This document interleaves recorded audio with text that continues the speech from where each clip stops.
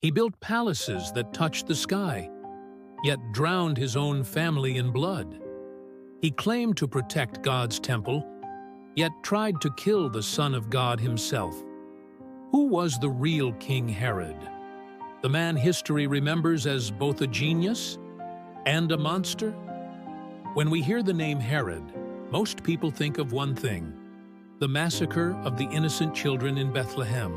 But the story of King Herod is far deeper and far darker than that single horrific event.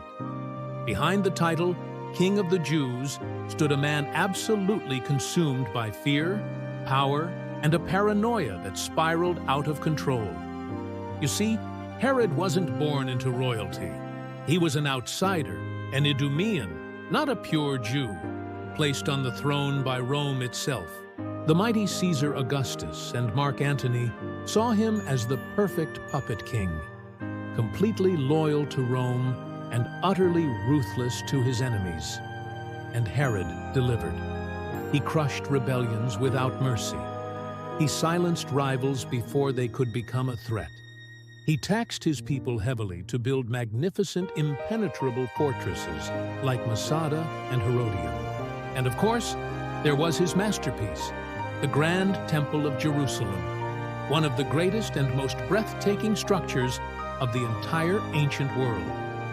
To many of his subjects, and especially to Rome, he was Herod the Great, a visionary, a master builder.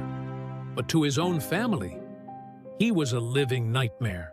Power began to twist Herod's mind.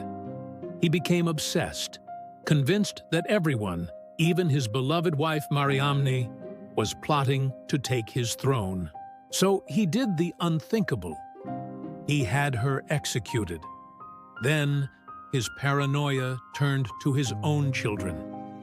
He had his sons killed, one by one. The situation became so grim that even the Roman Emperor Augustus reportedly said, "It's better to be Herod's pig than his son." Because, as a Jew, Herod didn't eat pork. The pig had a better chance of surviving in his court than his own flesh and blood. And then came the news from the east. Wise men, magi, seeking a newborn king of the Jews. For Herod, this was his worst fear realized. A child who could replace him. He wouldn't let it happen again. Blinded by panic, he ordered the slaughter of every male infant in Bethlehem, hoping to erase the Messiah before he could even take his first steps.